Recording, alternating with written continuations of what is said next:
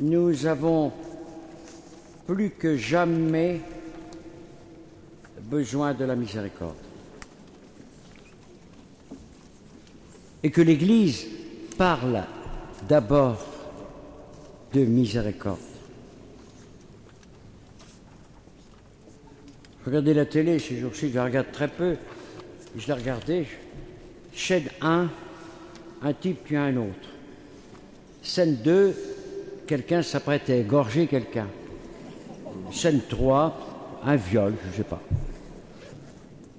Je me dis, mais comment les gens qui regardent la télé, etc., comment les gens ne sont pas traumatisés par l'angoisse du moment?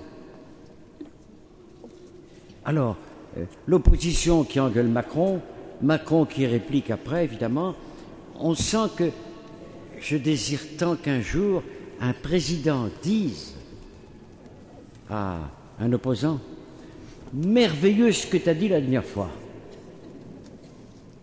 Jamais, jamais un compliment, jamais une miséricorde publique. Toujours en train de se déchirer, de s'insulter, etc. » J'espère que ce n'est pas ce qui se passe dans vos familles. Hein. Et les jeunes, regardez-les. De plus en plus de jeux violents. Là, ils ne perdent pas de temps. Pour la méditation, laissez-moi vous dire, vous passerez. Hein. Quand je vois un jeune, je rentre dans un restaurant, je vois un jeune qui est en train de taper sur son bordel, son truc, je ne sais pas comment ça s'appelle, enfin bon. Les images, je ne le connais pas, jamais vu. Je m'appuie sur son dos et dis donc mon pote, tu es avec tes vieux, tes parents là? Il dit oui. Il dit qu'est-ce que tu fous avec tes images? Alors les parents aussitôt, rentre ça, mais ils auraient dû le dire avant. Ou avec le smartphone du matin au soir. Je vois dans la rue les gens, c'est extraordinaire, les gens qui parlent. Espèce d'enfoiré, jamais plus. Je me dis, mais il parle à qui? Il parle à sa gonzesse ou à son mec, voilà. C'est extraordinaire, le nombre de personnes. Alors, il y avait des gens qui sont un peu fragiles de la tête qui faisaient ça avant, mais maintenant c'est multiple. Nous sommes tous fragiles de la tête, même des vieilles et des vieux, mais moins eux. La miséricorde est le palier de la vie de l'Église.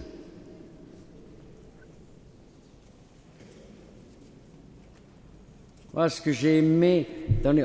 J'aime tout l'Évangile évidemment, mais l'enfant prodigue est la merveille des merveilles. Vous vous souvenez? Le gars dit « Papa, donne-moi mon fric », etc. Un peu comme les enfants de Julien Hallyday, « Donne-moi mon fric et je me casse », etc. Sauf qu'ils en veulent davantage. Et puis ils se cassent. Et ils mangent les glands des faucons, des cochons. Il voit des filles de partout, enfin bon. Le cul nu, il arrive, il se dit, je vais revenir mon père, je vais revoir mon père. Et c'est une merveille, c'est un des plus beaux passages de l'Évangile. Le père l'attendait. Il l'attendait. Il reçoit. Je vous lis un petit passage, petite prière c'est l'Évangile moderne. Écoutez ça. C'est un petit texte. Le père aurait pu dire à son fils « Comment tu m'as fait ça à moi, moi ton père, moi qui me saigne pour toi ?» Le père aurait pu dire « Tu es la honte de la famille à courir les filles comme ça. » sans travail, sans argent, sans logement. Il aurait pu dire, moi, à ton âge, je travaillais déjà. Je n'avais pas un sou pour faire la fête et j'étais heureux. Le père aurait pu lui dire encore, regarde dans quel état tu as mis ta mère. Elle n'endort plus la nuit. Ton frère, c'est autre chose. Il est sérieux, lui, au moins. Mais le père n'a rien dit de tout cela. Il a seulement ouvert les bras, ouvert sa porte. Lequel des deux a le plus changé? C'est une très belle histoire de Robert Ribert et qui nous rejoint absolument maintenant. L'évêque Éric m'a bouffé ce que j'allais dire. Il l'a très bien dit d'ailleurs. J'avais préparé un peu. Je vous dirais plutôt, je voudrais vous donner des exemples de miséricorde d'aujourd'hui. Vous parlez de théologie, de la miséricorde, etc. L'évêque l'a fait super bien. Bon, il est évêque, c'est normal. Hein. Bon. Il a fait très bien. Voilà. Alors vous savez que le Christ lui est apparu. Il y a un truc aussi extraordinaire qui est arrivé. Je connaissais le chapelet de Sœur Faustine, mais je ne l'avais jamais pratiqué. Moi, c'est « Je vous salue Marie », terminé. Et puis, un de mes adjoints bénévoles, que j'ai depuis quelque temps, le connaissait. Et je le récite très souvent. Alors ça m'emmerde un petit peu parce que je ne parle pas à la Sainte Vierge. De toute façon, si vous parlez à Jésus, vous parlez à tout le monde. Hein. Mais surtout, j'avais reçu, quand je suis venu déjà ici vous voir, des feuilles, la photo, cette photo magnifique là. Et cette prière simple, Jésus, j'ai confiance en toi. Je la dis des centaines de fois par jour maintenant. Le Seigneur a dit, ne rabâchez pas. Mais il a dit, là, à Sœur Faustine, dites souvent, Jésus, j'ai confiance en toi. Ça, c'est pas rabâcher, c'est dire à quelqu'un qu'on l'aime. On ne rabâche pas quand on dit à quelqu'un qu'on l'aime. Hein. Seigneur, je t'aime. Ça me rappelle l'ancienne qui me dit un jour, oh, moi je voudrais prier, mais je m'endors en priant. Bah, chapelet, elle s'endormait, c'est normal. C'est une prière répétitive, mais un peu partout. Bon, d'accord. Je dis à Dieu, mon Dieu, je t'aime. Ah, il me dit non, impossible, je ne tutoie pas Dieu. Je dis, Dieu s'en fout complètement. Mais tu peux lui dire, je vous aime. Et je me souviens, je revois la personne âgée, peu de temps après, enfin non, un certain temps après, me dit, c'est merveilleux.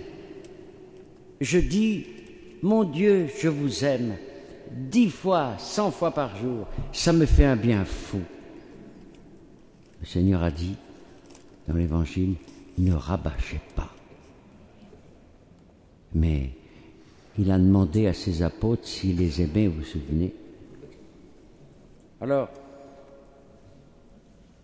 Sœur Faustine a demandé de vénérer cette photo, que des grâces spéciales seront données avec cette photo. Et puis il a demandé de prier pour des prières spéciales pour ceux qui sont très malades. J'ai actuellement un jeune qui est très très malade, pas loin du Seigneur. Je vous demanderai de prier pour lui parce que c'est angoissant pour moi. Je voudrais être à côté de lui depuis longtemps, depuis qu'il est à l'hôpital et bon, il est loin et c'est difficile.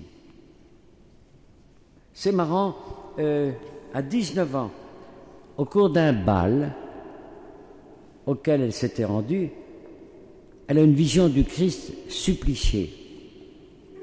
Et le Christ lui dit, « Jusqu'à quand vais-je te supporter et jusqu'à quand vas-tu me décevoir ?»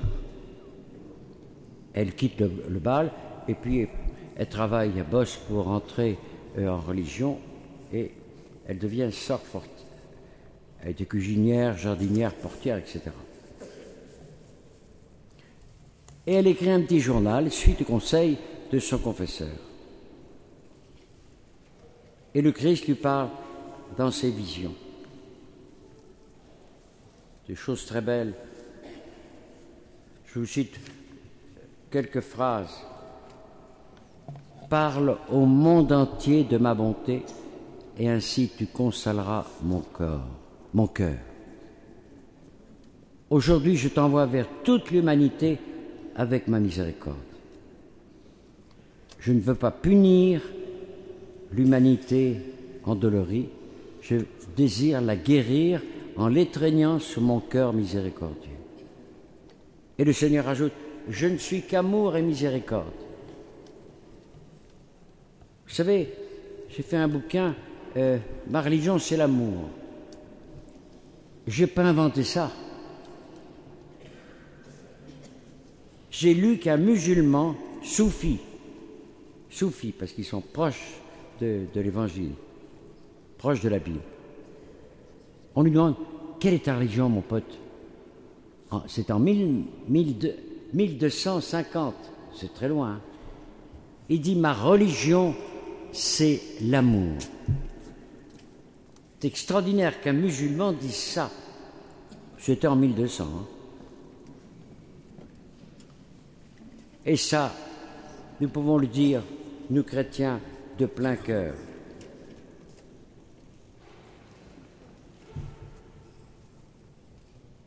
Il demande à sœur Faustine de prier d'abord, d'avoir la foi en acte. Si on n'a pas la foi en acte, on pisse dans un violon, on ne fait rien. Si on va à la messe comme ça, si on arrive en retard, et si à la communion on se barre, on n'a rien pigé de l'Eucharistie. Cette œuvre magnifique de miséricorde. C'est une apparence. On se dit chrétien. Comme je vois des gens qui me disent je suis croyant. Bon, il y a peut-être des gens qui peuvent le dire maintenant, mais sans plus. Ils vont pas à la messe. Si, quand il y a un enterrement, là, l'église est comble. Ils viennent à la messe à l'enterrement. Autrement, ils ne fréquentent pas l'église. Qu'est-ce que c'est que cette religion que nous vivons actuellement? Vous savez, quelque chose m'a frappé. J'étais 13 ans en Algérie, j'ai connu les musulmans. Il y avait un islam vécu qui était beaucoup plus doux, beaucoup plus... Enfin, autre que celui qu'on voit ici, c'est les plus durs. Enfin bon. Et je voyais les jeunes adolescents, les petits qui disaient « Je crois en Dieu ». Maintenant, on a peur de dire qu'on croit en Dieu. Il suffit qu'un professeur ou quelqu'un dans l'école dise au gosse « Hey, la religion, c'est inventé par les hommes ». J'ai évangélisé un jeune pendant des années. Il me dit un jour « Écoute, maintenant je m'interroge, la religion est inventée par les hommes ». Je dis « Ce professeur a dit une connerie énorme. Énorme. Et tu le crois ?» Voilà. Faire baptiser son gosse. Une œuvre de miséricorde magnifique. Si on n'a pas été à l'église pendant des années, à quoi ça sert? On me présente parfois des des parrains, marraines musulmans, bouddhistes, enfin athées. Je dis non. C'est pas eux qui vont aider les parents dans la foi. Ils ont une autre foi. Tant mieux pour eux, mais la foi chrétienne, la résurrection, l'incarnation, la rédemption, non. Jésus a dit que sa miséricorde était... Tout homme peut expérimenter de manière unique la miséricorde, c'est-à-dire l'amour qui est plus fort que le péché. Et il a dit à sœur Faustine 3 moyens de témoigner de la miséricorde. Le premier, c'est l'action. Le second, c'est la parole. Le troisième, c'est la prière. Combien de temps passons-nous à la prière par jour? Est-ce que nous prions avec nos enfants? Je vois les musulmans, ils ont 5 prières par jour devant les gosses. D'où l'enfant dit qu'il est croyant. Il a vu son père pratiquer sa mère. Et nous? Est-ce que les couples, vous priez? Est-ce que le soir, vous priez? Si possible, ensemble. Souvent, l'homme ou la femme me dit je prie tout seul. Et je dis mon pote, mais t'as oublié ce qu'a dit le Seigneur, quand vous êtes 2 ou 3 en mon nom, je suis au milieu de vous. La puissance de la prière est formidable quand on est ensemble pour prier. Le Seigneur nous l'a dit, ça. Et demander pardon. C'est ça la miséricorde. C'est se mettre à genoux. Pensez que les curés se confessent. Je me suis confessé tout à l'heure dans une voiture. Je voulais me confesser avant de vous parler de la confession, minimum quand même. Hein. Et j'ai attrapé un jeune prêtre qui était en vélo. Je lui ai dit, viens vite, vite, vite, je veux me confesser. Bon. J'étais pas à genoux, j'étais assis dans la voiture. Ça nous emmerde de nous mettre à genoux, souvent, nous. Ah, ouais. Un bon souvenir de la confession. En Belgique, j'arrive, un prêtre me téléphone. Je veux absolument me confesser à toi. Il avait 85 ans. Je dis bon. Alors je me déroute, j'avais une conférence, une messe. Et j'arrive devant le prêtre. Et ben, je dis écoute, père, je suis là pour te confesser. Alors, vas-y, confesse-toi. Il me dit j'ai tout oublié. C'est la confession la plus belle et la plus rapide que j'ai jamais eue dans ma vie. Ne faites pas la même chose avec moi si je vous confesse.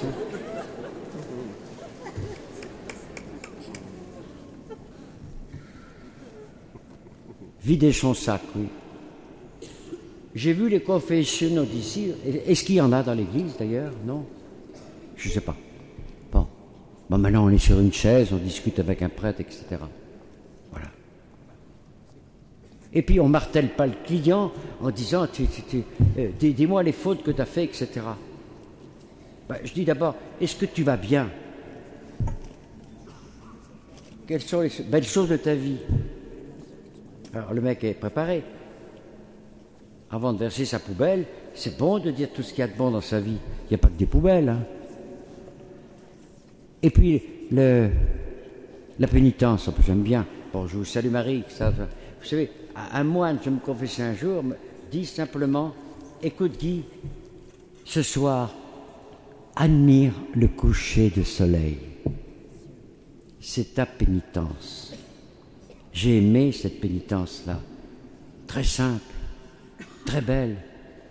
On est un peu comme l'athée qui admire un paysage et qui n'est pas croyant, mais en admirant, il fait une prière extraordinaire. Alors nous, chrétiens en plus, nous admirons le paysage, c'est superbe. Et puis la confession, miséricorde absolue. Moi, ça fait 53 ans que je confesse, je ne me suis jamais habitué. Quand je dis egote absolvo, plus en latin maintenant, hein, peccatis tuis, je dis qui suis-je? Qui suis-je pour dire, moi, je te pardonne. C'est le trésor du Christ de la miséricorde. Bon, les protestants se confient à Dieu, mais je crois qu'à ce moment-là, Dieu est sourd la plupart du temps. Hein. Oui, Dieu est toujours sourd quand on s'adresse. Enfin, il peut écouter. Il peut écouter. En Provence, il y a un rocher où je dis la messe en pleine nature, au milieu des dingues, des walibis, des chèvres, des chameaux, Obama et Ben Laden, c'est les noms des... Parce qu'un est gentil, on l'appelait Obama, et l'autre est méchant comme la gale, ils l'ont appelé Ben Laden. Je politise les chameaux. Et puis, je m'appuie contre le rocher pour dire la messe. Et quand je ne dis pas la messe, je vais là.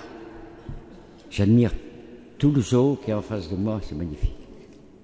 Et puis les mecs viennent, musulmans, athées, les jeunes que j'ai, et me disent, je suis noir comme un corbeau. J'ai le juge. Mon père me dit que je suis qu'un délinquant, je suis une merde, je suis rien du tout. Bon, ils discutent. Il me dit, mon dossier est noir comme un corbeau. Et j'avais fait monter, quand j'ai construit la maison, il y a 46 ans, une tour où j'ai mis des pigeons pans dedans. Et souvent, les pigeons pans, le nuage de pigeons pans passe en même temps. Et je dis au mec, hé, tu es blanc comme neige maintenant. Le psaume 50, que je lis depuis 70 ans, depuis que je suis rentré au séminaire. Blanc plus que neige. Parce que je l'ai écouté. Si vous écoutez quelqu'un absolument se vider, pas besoin d'être curé pour écouter quelqu'un. Et je dis dans mon cœur, qu'il soit musulman ou n'importe quelle religion, je dis dans mon cœur, ego te absolvo, que Dieu te pardonne. Ouais.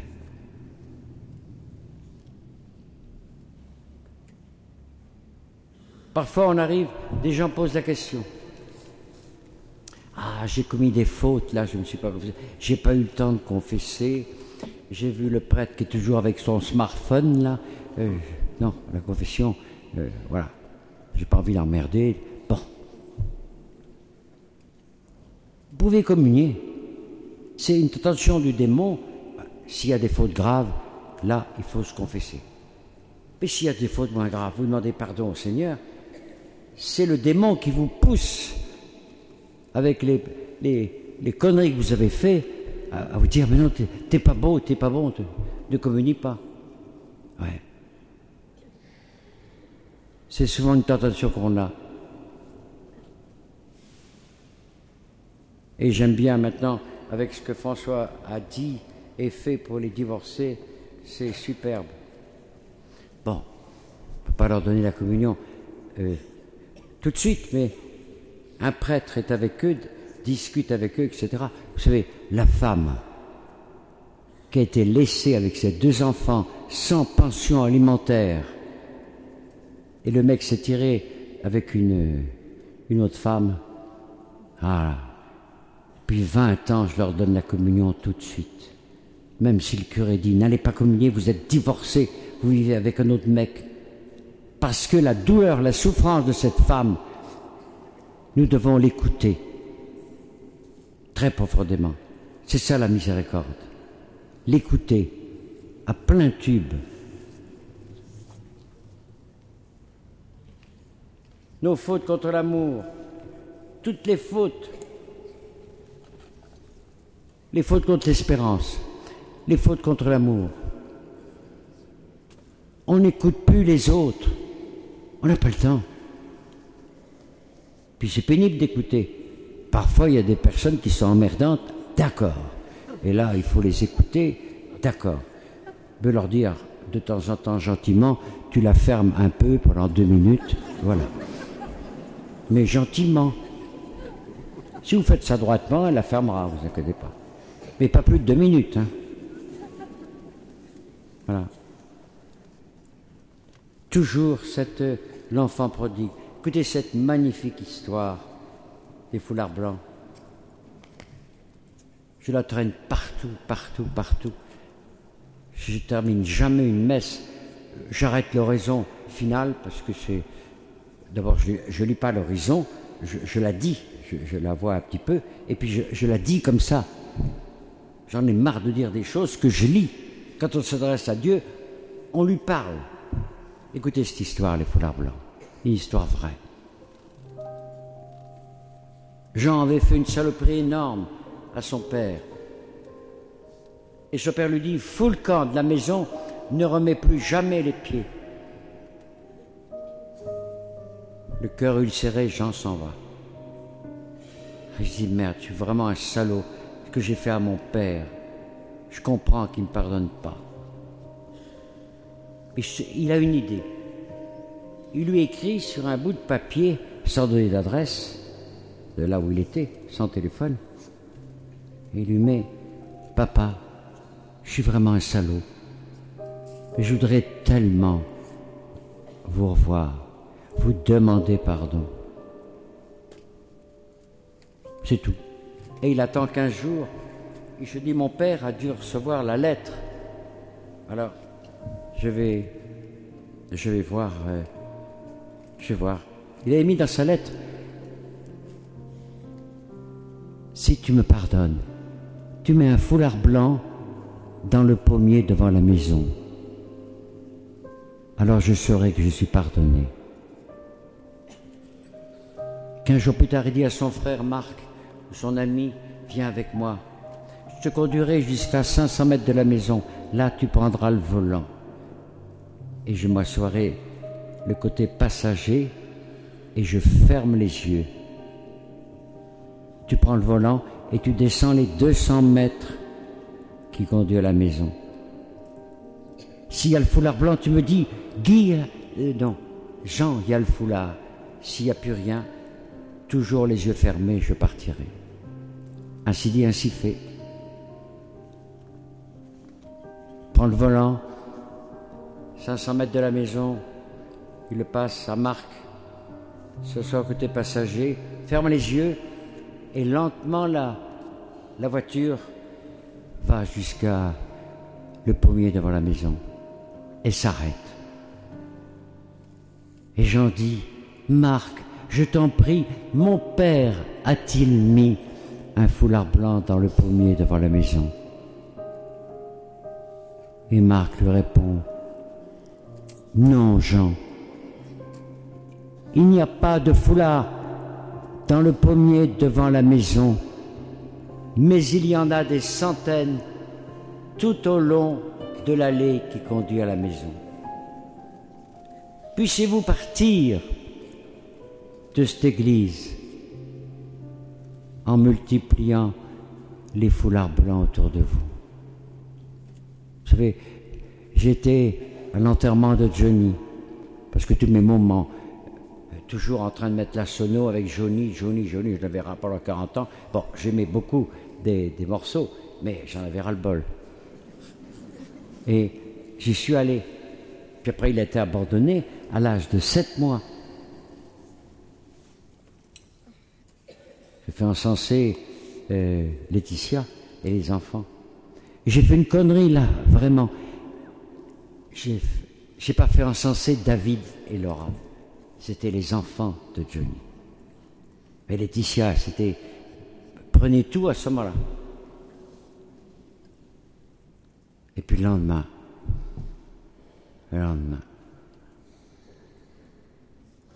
voilà, l'argent, l'oseille, etc.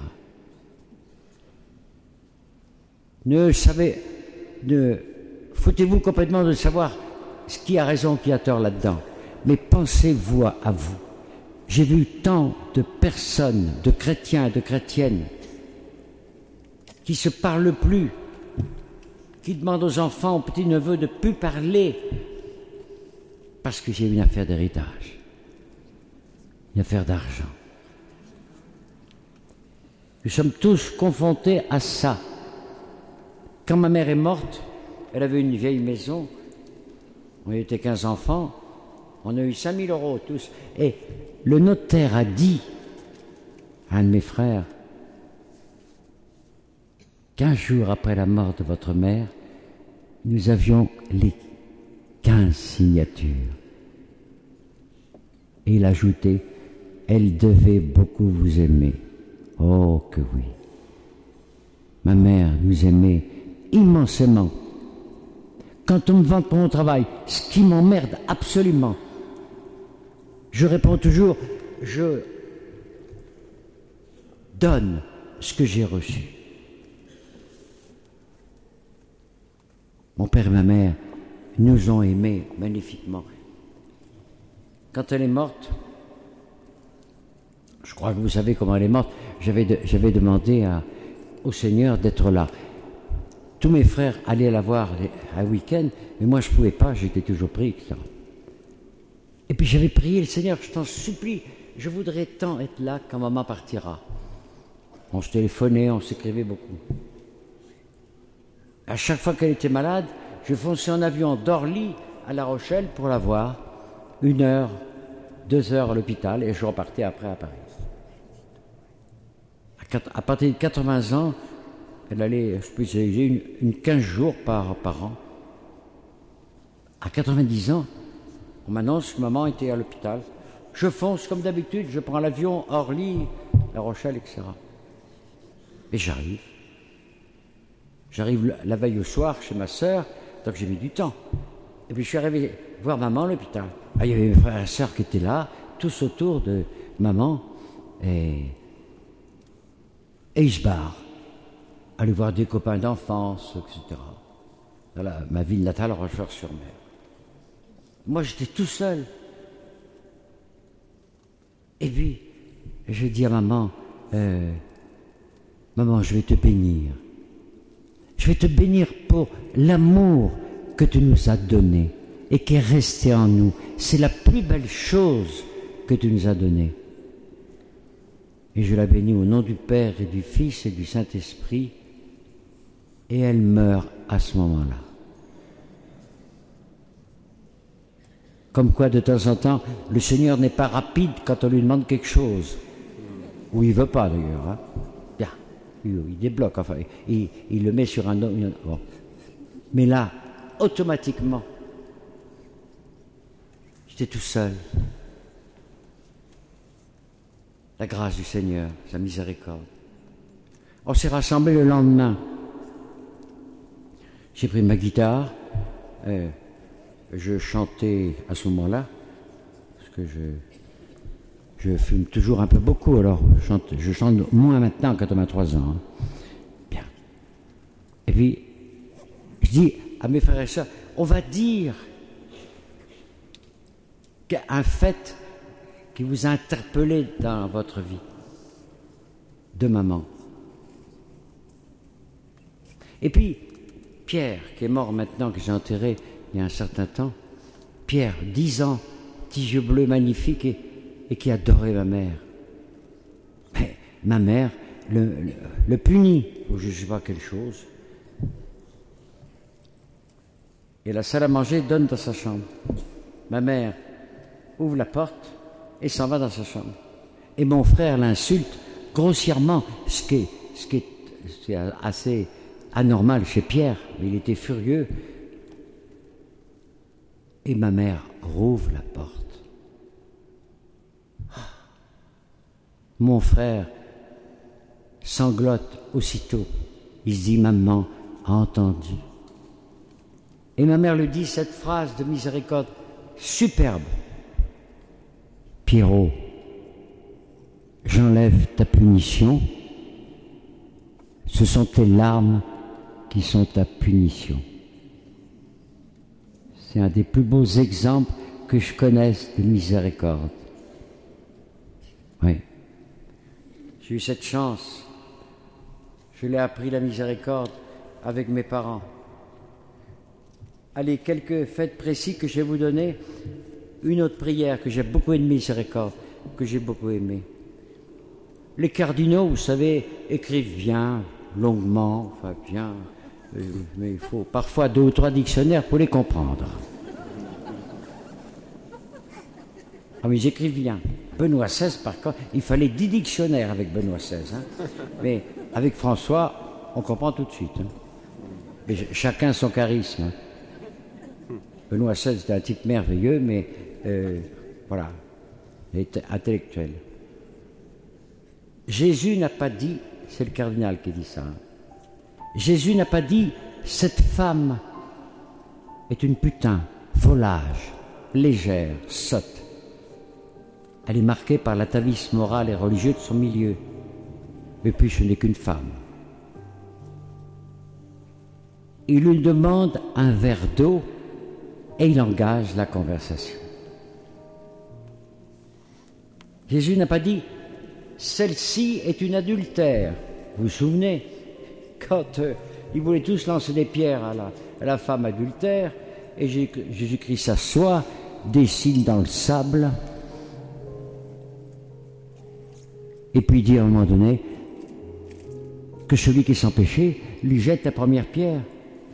Je trouve la phrase délicieuse qui arrive après. Les plus vieux se cassèrent les premiers.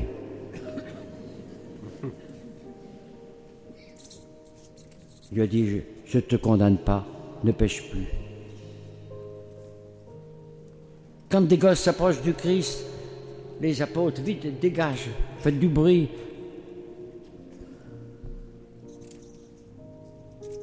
Il dit, ce sont des gosses. Laissez-les venir à moi et tâchez de leur ressembler.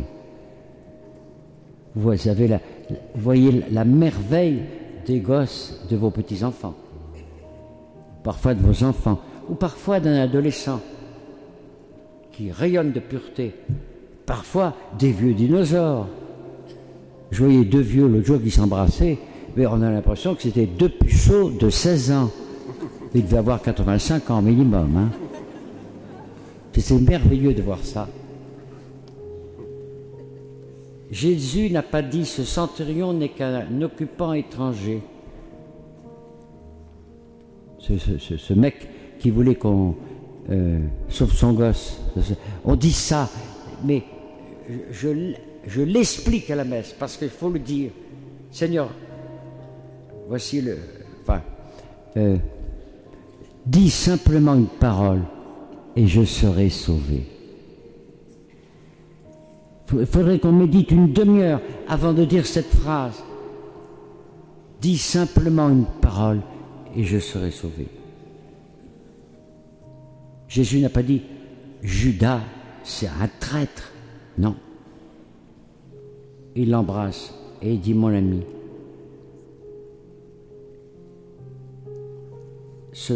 Jésus n'a pas dit ce fanfaron n'est qu'un renégat. Il a dit Pierre, m'aimes-tu?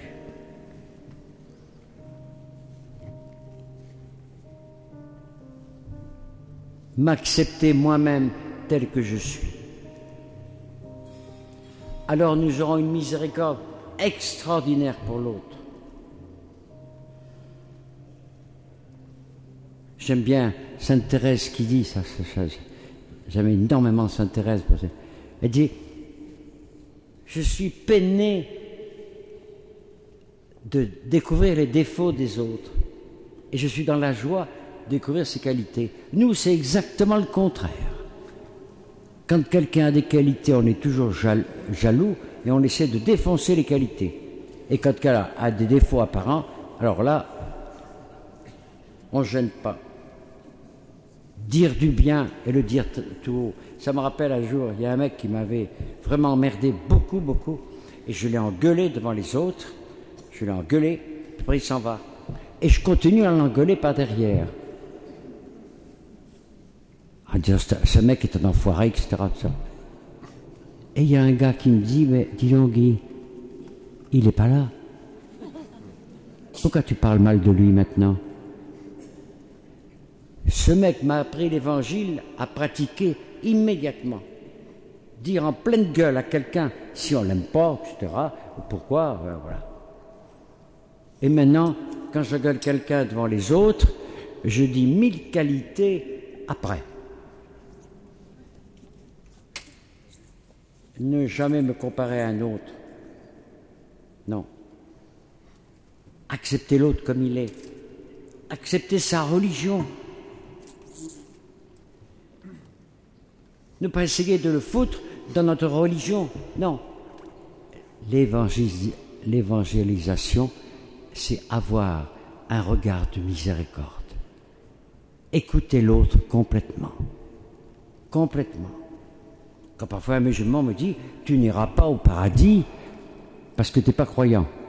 Tu espèce d'enfoiré, d'abord je suis croyant comme toi, je crois à un Dieu unique comme toi, différent, mais comme toi, et tu me juges à la place de Dieu. Tu te mets à la place de Dieu. Et aussitôt le musulman dit « Stafala arbi », c'est-à-dire que Dieu me pardonne, parce qu'ils ont un sens très fort de Dieu. Voilà. Ne pas juger l'autre. Ne pas juger jamais. Inscrivez sur un cahier le nom de ceux que vous ne pouvez pas piffer. Faites attention que vos enfants ne voient pas votre carnet. Hein. Voilà. Inscrivez. Pour prier pour lui. Pour demander au Seigneur le pardon. Je me souviens d'une dame de Suisse qui arrive, elle était venue de Suisse me voir. Elle avait fait 400 km. Mais... Elle me dit, elle avait un teint blafard. Elle me dit, j'étais insultée en plein mariage, il y a 15 ans. Et j'ai pas pardonné à cette salope. Je dis, écoute, fais comme Jésus-Christ. Il n'a pas demandé pardon à ses bourreaux. Il a appelé son vieux, son père. Père, pardonne-leur, ils ne savent pas ce qu'ils font. C'est magnifique ça. Je me demande pourquoi le Seigneur n'a pas dit directement, il nous a parlé de pardon sans cesse, donc il l'avait dans la tête, mais je vois la personne arriver 2 mois plus tard, plus de cernes, un visage apaisé. Ah, il m'a dit, ça y est, j'ai rencontré cette femme. Mais je lui avais dit aussi, à chaque fois que tu penses à cette femme qui t'a insulté, enlève-toi de l'idée immédiatement. C'est à copier ça. Hein. Ça fait entretenir la haine. Et elle me dit, vous savez, il est arrivé quelque chose d'extraordinaire. Je ne la voyais jamais. Et je l'ai rencontrée par hasard.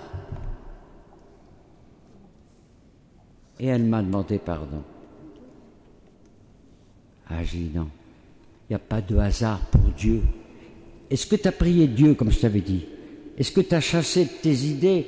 Cette salope, je ne peux pas la voir. Oui. Et tu as prié le Père. Il t'a envoyé.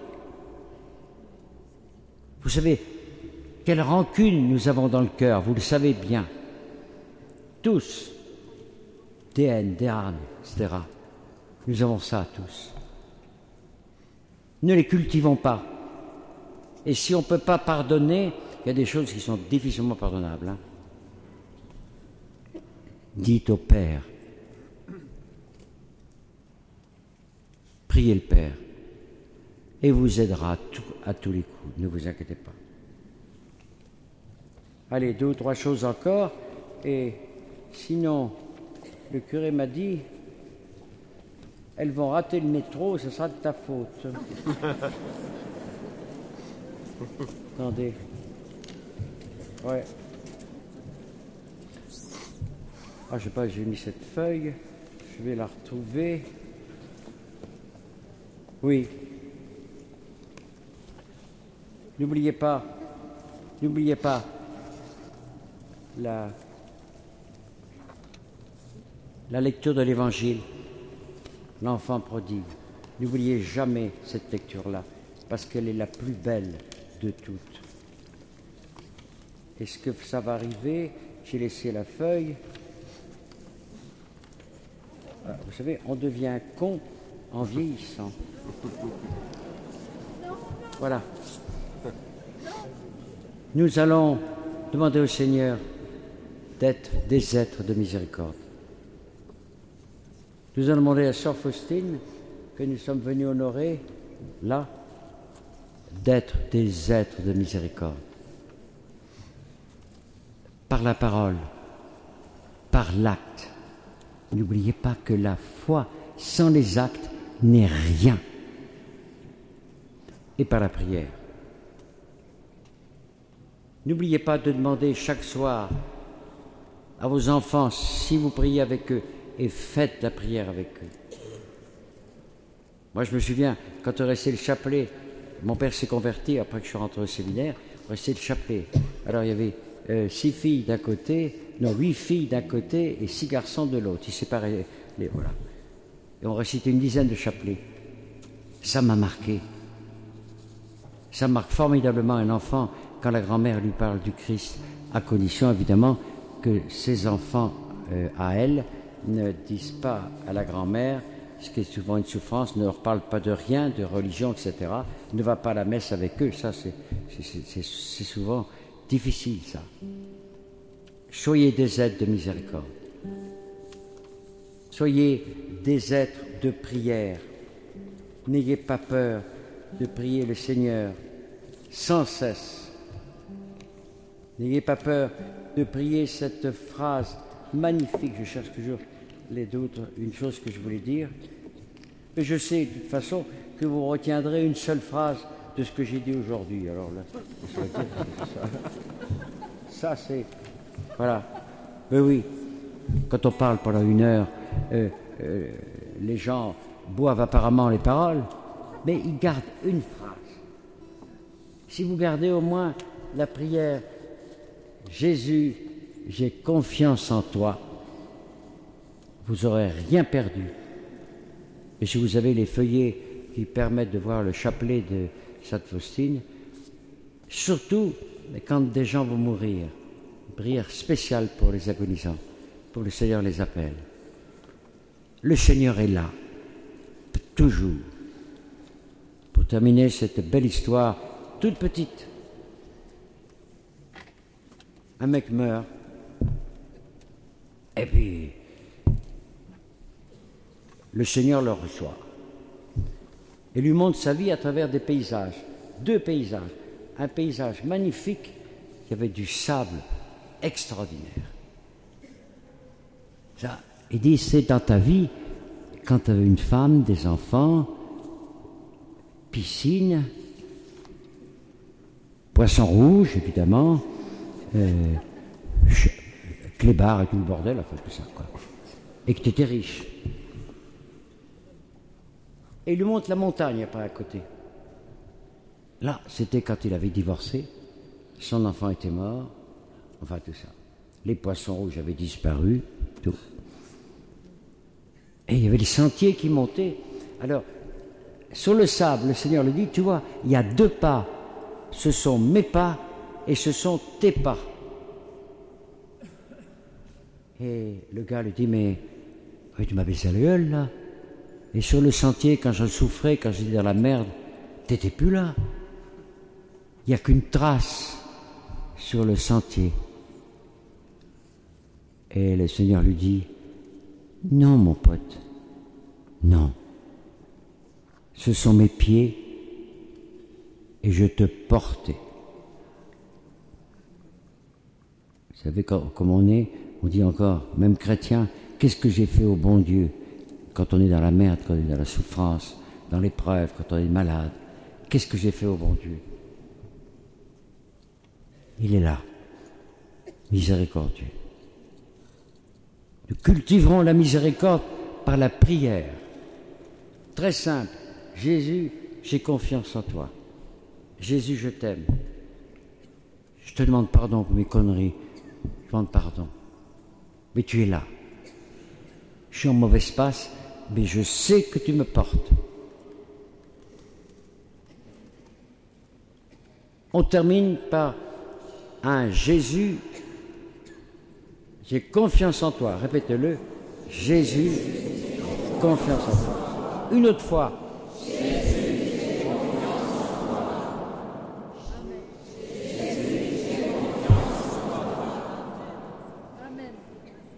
Vous pouvez aller prendre le métro maintenant.